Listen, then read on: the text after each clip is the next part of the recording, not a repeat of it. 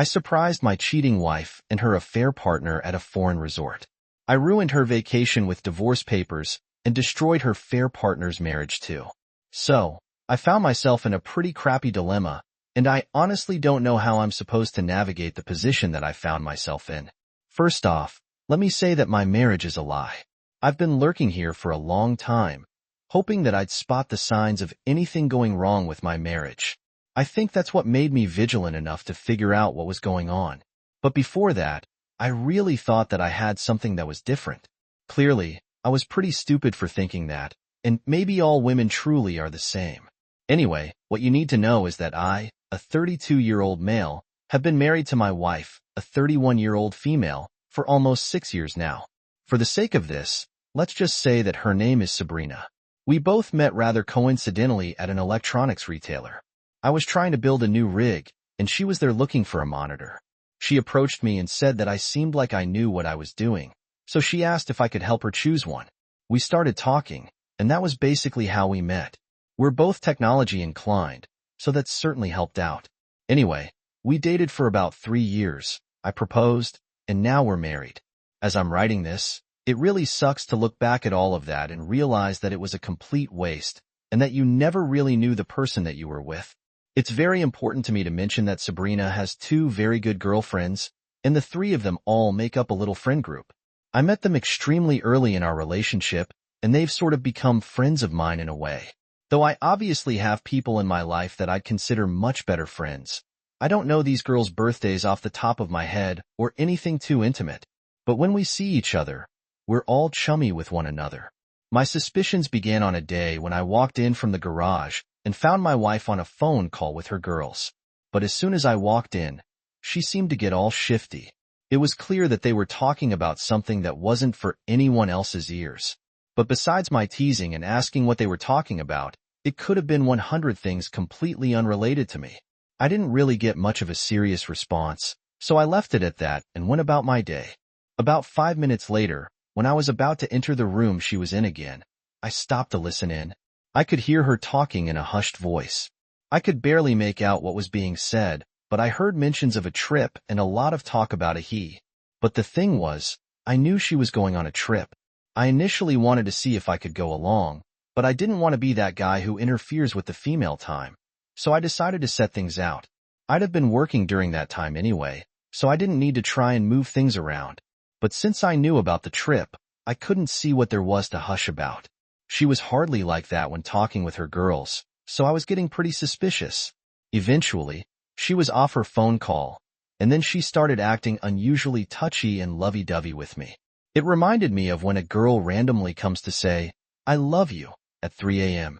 She probably just got done doing something, and she needs to remind herself that she loves you. It's not like Sabrina wasn't loving, but coming after that call, it was odd. It was at that point that I realized I'd have to figure out things myself. I won't lie, I've snooped through her phone before on other occasions when I had suspicions, so I didn't need to fight some kind of internal battle before I did this time around. When you've known someone for nearly a decade, it's not hard to find those chances to grab their device and sneak through it. So that's exactly what I did this time around. It wasn't hard at all for me to get her phone and go straight to her group chat with her girls. Understand that at that point, I wasn't looking for any other kind of evidence. Tell me why I see Sabrina and her girlfriends chatting about her trip and not their trip. They were telling her to take a lot of photos, how they were jealous, and encouraging her to show him a good time. Did they think she was going on a trip with me? Because that didn't make sense. Since I thought she was going on the trip with them, and after scrolling much higher in the chat, that was when I was able to see that it definitely wasn't me she was talking about. She sent a picture of some guy standing near a lake with his shirt open and holding a beer. And then, before that, she sent a picture of the 2 of them. The guy had his arm around her. I could not recognize who he was, but she mentioned the name Davis at a point in the conversation. She had never mentioned this person to me, that's for sure. And at that point in the conversation, where his picture was dropped, they were just busy gushing over him, and she only responded with emojis to everything that they were saying. But the conclusion that I made from that was pretty simple. She had a boyfriend, or maybe just an affair partner, and it seemed like she was going with him on her trip to Cabo. The worst part was that her girls, who I consider to be friends, were in on all of this, and none of them seemed to have a single chastising word for her. Do you know what it's like to learn that your wife was planning a trip to a resort in Mexico and was planning to spend that trip with another man? I mean, I didn't even need evidence to know that they might have slept together at that point, and they were still planning to do more. It was quite frankly infuriating, and I put her phone down and left the house right away. I got back about an hour later, and she was super concerned about me, but I managed to assuage her fears. All of this happened yesterday, so it is extremely fresh in my mind, but at this point, I need to figure out what I'm going to do. I can confront her and just end things, but maybe I've been reading posts here far too long because that feels utterly unsatisfying. And I know that right after, they'll probably just keep sleeping with each other. I mean, it might even be me doing exactly what she wants, setting her free and giving her the chance to sleep with this Davis guy. The idea of that was driving me nuts. I'm just looking for some words to settle me, or perhaps some ideas on what I might be able to do. I want to see if I can find Davis online, and then I'll figure out some more from there. But besides a divorce, I need to hit Sabrina hard. Edit. Somebody suggested that I surprise her at her vacation getaway, especially considering I know all the details of where she's going to be staying. And you know what? I like that. It's going to cost me quite a bit, and on top of a divorce that is already going to cost me quite a bit. But at this point, I'm not sure that I care all too much. That might be the way for me to go. Oh, you could book yourself into the same resort, maybe spend a few days on the beaches, enjoy the sunsets, and the satisfaction of knowing you're in control. When the moment feels right, you bump into her. No yelling, no drama, just a quiet hello. Didn't expect to see you here. Let her squirm with the realization that her secret is out. Update 1. I never thought that my life would go the way of a badly scripted movie, but that has happened, and I can't but admit that I loved every single second of it. It's been about 2 weeks since my last post, which is about my wife who planned to take a trip to Cabo with her affair partner under the guise of going on a girls' trip. I guess everyone in the comments who said that a girls' trip is never a reason for anything moral was right in the end. I never confronted Sabrina about the situation directly. I just played along with the entire thing, making sure that she was still going to go on her trip. And once it was confirmed, I made sure to book a plane ticket and get lodging for a single day. I'd head out as soon as possible after that, because I certainly wouldn't be in the mood for Cabo after the divorce was about to start. Obviously, getting tickets on such short notice was painful, but I confirmed beyond any sense of embarrassment to hers and ruining her secret getaway. Well, the day eventually came. I drove her to the airport and then watched as she got on the plane. I tried to look around for Davis but didn't see him either. I either just missed him, or they were going to arrive on different planes. It didn't matter to me, though. I just needed to find the scumbag where she was going, and that would be enough. Later that day, she sent me pictures from her room at the resort, and later that day, I was on a plane too, with nothing but a backpack and the things I'd need for such a short day. I got to her resort at night, checked into my room, and hoped that everything I needed to do would be possible the next day. And I forgot to mention that I had already talked with a divorce lawyer at length and retained him. We had worked together and gotten the papers written, so all that was left was for me to serve them to her, and I was ready to do that in a pretty grand fashion. So the next day, I asked her what she was up to, and she sent me a picture by the pool of the resort. She said she was going to stick around, sunbathe, and maybe take a dip in the pool until this afternoon. At that point, she and the girls might go and explore the neighboring town. I told her that sounded good and that she should have a lot of fun. Within minutes, I was dressed up and heading to the pool, since I could confirm that that was exactly where she was, thanks to that photo. So I came down from my room and immediately spotted her lying on one of those pool chairs. Beside her, sitting up and rubbing sunscreen on her legs, was a man. I couldn't tell from afar, but I was sure that had to be Davis. At the last minute, I remembered to start recording and put my phone in my breast pocket. I wasn't sure how things might go. I walked up behind the two of them and stood there for a second. At that distance, I could tell it was the guy I had seen in her group chat. He glanced up at me but then continued applying her sunscreen. She was shielding her face from the sun, so she didn't see me. After I stood there for another several seconds, he looked back up and said, "Can I help you?" It was only at that point that Sabrina looked at me. She jolted upright in an instant and, pretty comedically, rubbed her eyes and then stared at me again as if she wasn't sure she had seen right the first time. This time, Her jaw actually dropped, and that's when I knew it had sunk in. "Take this," I said, stretching the manila envelope towards her. She took it but hesitated. I think she had an idea of what was coming but was scared. Davis looked confused and stood up to confront me, maybe because my rage at that moment was starting to become rather visible. "What's your problem, dude?" he asked, and then he placed a firm hand on my chest to push me back. I'm sure Sabrina knew that things weren't going to go well at that point because she grabbed his arm and tried to get him to sit down again, but he yanked away from her. I remember telling him that he was an a-hole and that he should take his hands off of me, but I think he must have felt the need to prove his manhood to Sabrina at that point. The hand on my chest turned to a shove. I just shook my head and then, with all my strength, shoved it backwards. He stumbled over the pool chair that was behind him and fell into the pool. That was funny to me, despite the entire situation, and I actually remember laughing. I think that made him madder in brief time it took him to get out of the pool. I remember Sabrina saying, "Please, it's not what it looks like." I'm sure that was just the first thing that came to mind because there was no way she was going to explain it away. In return, I asked her where her girls were, and I hoped her girls' trip was going great since it seemed to be at that point.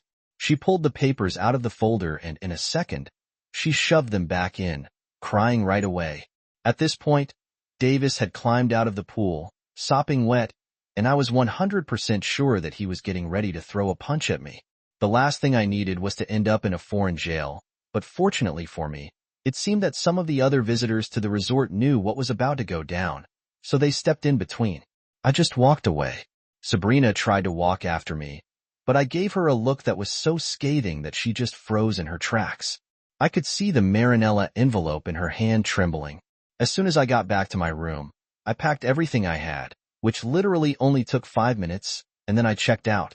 I got the resort to get me a taxi to the airport, and about 15 minutes later, I was off. I had to stay at the airport for several hours because I checked out way ahead of time, but I honestly didn't care. I was just extremely glad to have done what I came for. Gotten a video of her there with another man and served her with divorce papers. When I got back home, I slept like a baby. I really wondered whether she'd be coming back right away or whether she'd stick to her vacation shamelessly, but she was back 2 days after I returned. She came to the house and started begging me as soon as she set eyes on me, but I didn't give her the time of day.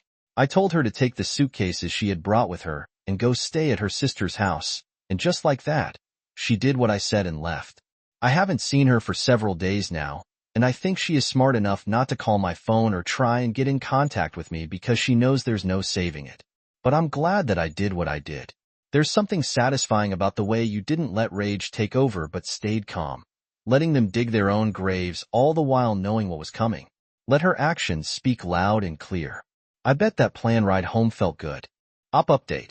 I'm glad to say that the most traumatic episode of my life has finally concluded. It's extremely bittersweet. Obviously. It's bitter because I just found out that my wife of 6 years was cheating on me, but it is sweet because I won't be living a lie anymore, and I got my revenge in the process. So let me just fill you all in on how things went in the end before I swear off women for the rest of my life. It was a full week after Sabrina came back from Cabo that she finally reached out to me, saying that she wanted to give me time to think. Well, she certainly did because without her begging in my ear, it was easy for me to reach the conclusion that I could do without her in my life. I couldn't stay with a woman who had been pulling the wool over my eyes the way she did, and to think that her friends, who knew me, were in on the whole thing and encouraging it just showed that all women are the same. The divorce happened all the same because I let her know that she messed up on a major scale, and there was honestly no saving it at that point. She took her fair partner to Cabo, and she thought that I'd be enough of a sap to forgive that. Nope. I worked tightly with my divorce lawyer, with the video that I had, some of the evidence from the chats I had taken from her phone, and the fact that she had gone to such lengths to be unfaithful. I knew things wouldn't work in her favor. We didn't have the most solid evidence, but my lawyer did his best to entertain transactions in our bank statement as having been spent to keep her affair alive. Some of them seemed to be a stretch, but a lot of them were probably true because there was a transaction for a hotel stay that I couldn't remember, and that she couldn't explain in a sensible fashion. Plus, the entire trip to Cabo was deemed to be an expense that she used to foster her affair. It seemed that she decided to cut her losses and not go to court, but she didn't get even close to as much as her lawyer tried to get. We eventually settled that I'd take the house, I'd take the car, and she'd take about 30% of her joint savings, since that was deemed to be her ratio. It was meant to be a little more, but all her affair expenses were essentially penalized, and needless to say, that worked pretty nicely for me. Her parents called to ask what was going on, and I told them the truth, straight up. The same happened with her sister, and I did the same thing. I mean, if she wasn't going to get ahead of the narrative, I'd let them know the whole truth without any censorship. While that's where my story ends with her, that's not where the story ends. I forgot to mention in the previous post that I found Davis simply by searching through Sabrina's Facebook friends and looking at their photos. This guy was married, but for some reason, I wasn't really surprised by that. Their affair sort of gave the vibe of two married people cheating together. Well, I'm sure his wife was happy to see all the evidence I had, especially the video from Cabo. At first, she refused to believe it was real until I convinced her that I was the husband of the woman in the video. I also made sure to share the dates of the trip and everything else that I felt he might have shared with her. It took her a full hour after that to say anything else, and a week after that, she said, "Thank you for sharing the truth with me. I was so angry at you before, but things have changed. Honestly, I'm glad I won't be living a lie anymore." That was all I needed to see to know she was planning on ending things with him. I haven't followed up, but I hope she didn't have a change of heart. That's why cheating doesn't pay. My ex-wife lost her marriage, and now Davis likely has to, along with a video of him being pushed into a pool, which I may or may not have uploaded to a few public locations. Just be faithful, everyone. I swear it really isn't that hard. Getting to the house, the car, and a favorable settlement are well-deserved after being everything she put you through. OP. Not only that, but the fact that his wife responded with relief says it all. You gave her the kind of clarity she needed, and it seems like both of you are better off now without all the deception.